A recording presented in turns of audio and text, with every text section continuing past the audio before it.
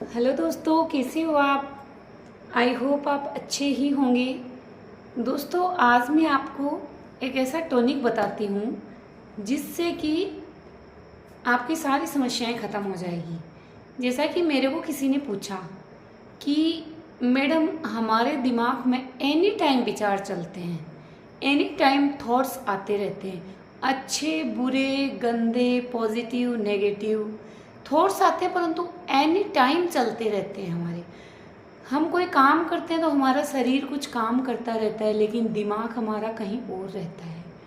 अगर हम मंदिर में जाते हैं, पूजा भी करते हैं, हनुमान चालीसा पढ़ते हैं, हम हनुमान चालीसा पढ़ते हैं, लेकिन हमारे दिमाग में कुछ थॉट अलग चलते रहते हैं, जिससे कि हम हनुमान चालीसा की लाइनें ही भूल जाते हैं और हम आगे पीछे हो जाते हैं। फिर हमें रिपीट करना पड़ता है हनुमान चालीसा पूरा।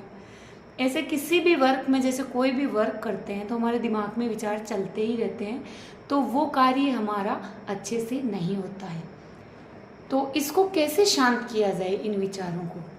तो इसके लिए मैं आपको बताती हूँ कि अगर आपके दिमाग में एनी टाइम विचार चलते हैं, आपका माइंड शांत नहीं रहता है, आपका आपका चित्त स्थिर नहीं रहता है, तो इसका मीन्स ये होता है कि आप कुछ भी कार्य करेंगे, उसको करके आपको खुशी नहीं मिलेगी।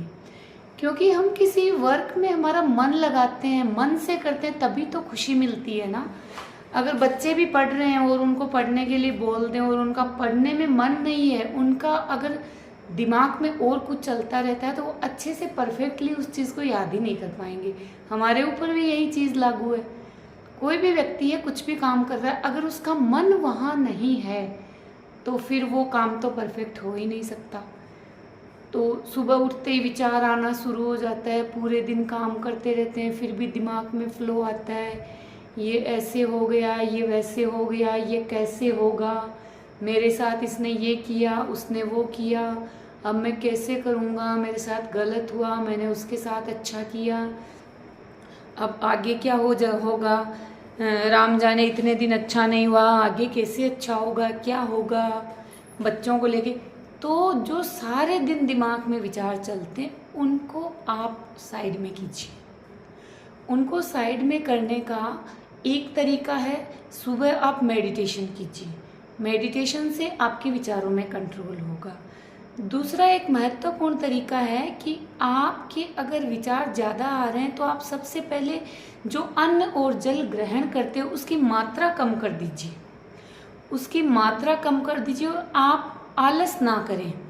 आप किसी ना किसी काम में लगे रहें आलस को छोड़ के, और अपने आप के साथ एक टारगेट बनाएं। छोटे छोटे टारगेट्स में अपने वर्क को डिवाइड करें। एक टारगेट बनाएं 7 दिन का, 10 दिन का, 15 दिन का, कि मुझे ये काम इतने दिन में पूरा करना है। जब तक मेरा ये काम पूरा नहीं होगा, तब तक मैं दूसरा काम नहीं देखूंगा, या मुझे दूसरे काम की तरफ देखने की ज़रूरत नहीं है।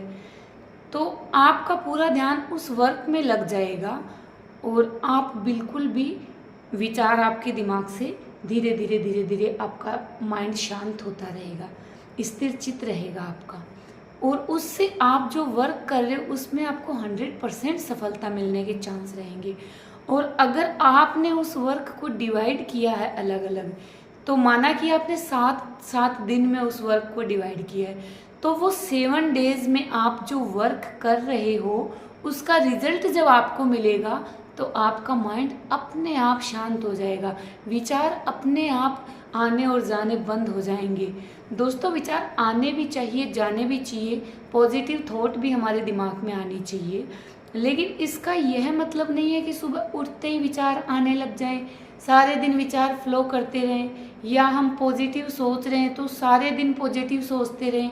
अकेले सोचते रहने से कुछ नहीं मिलने वाला है, आपको रिएक्शन करना है।